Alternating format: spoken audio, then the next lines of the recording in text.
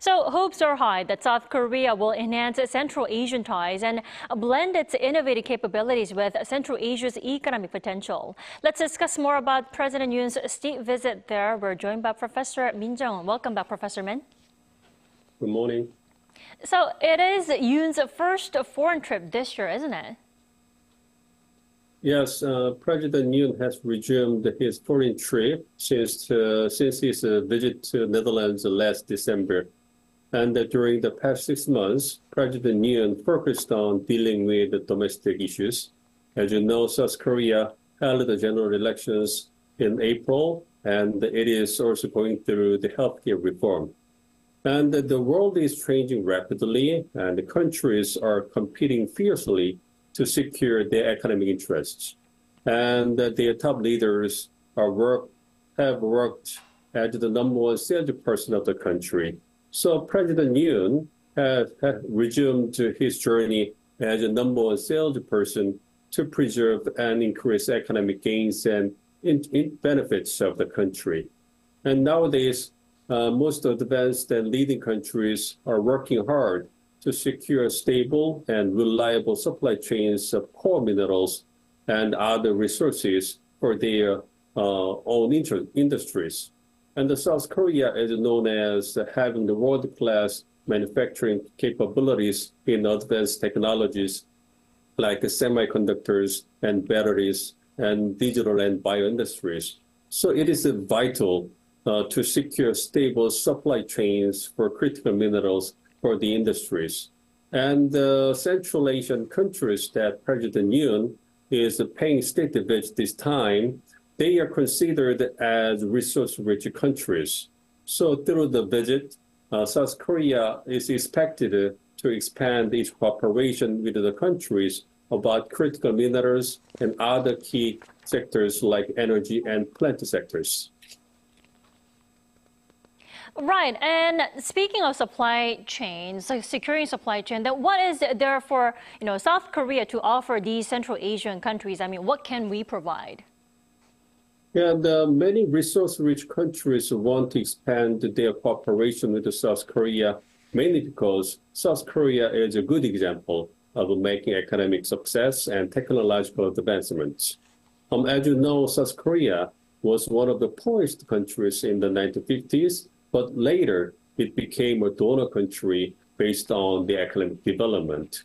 So resource-rich countries want to learn South Korea's experience and know-how to develop technological capabilities, build manufacturing facilities, and train their people in return for their providing South Korea with their critical minerals and other resources.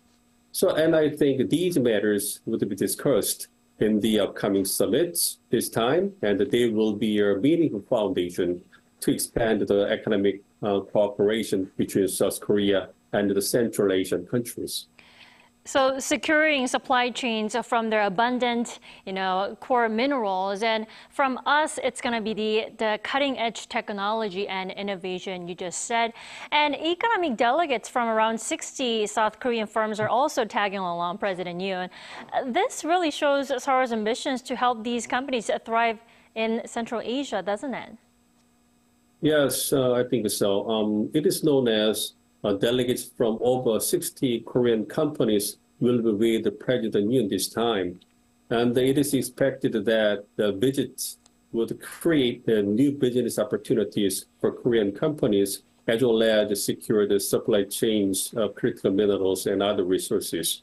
Specifically, there would be business opportunities in energy and plant sectors in Turkmenistan, and strengthen partnerships with Kazakhstan and Uzbekistan in critical mineral supply chains, and diversify cooperation to new areas such as climate change response, science and technology, and finance.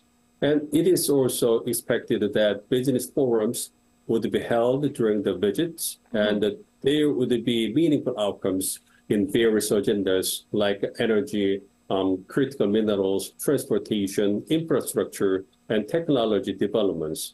In addition, the Central Asian countries are strategically important in terms of connecting Asia and Europe.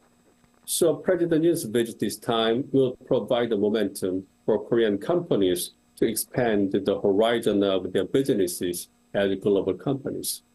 Definitely, and in a nutshell, his overseas trip will be, all about this new initiative for the region. It's so-called KSilkRoad initiative. Professor Min, I have to ask you, why Silk Road?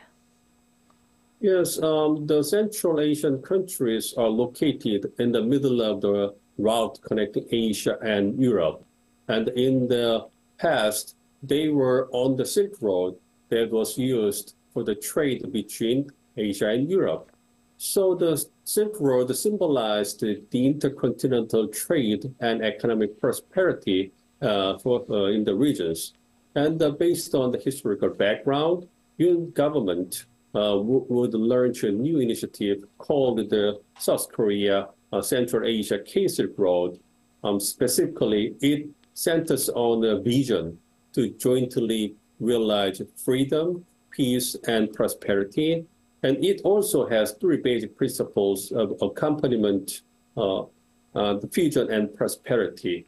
So overall, the K-SilkRoad initiative is an ambitious plan that will help South Korea become a global pivotal state by playing a leading role in providing freedom, peace, and prosperity for the regions. All right, Professor Min, thank you so much for joining us all the way from DC this morning. You enjoy your evening there. Thank you.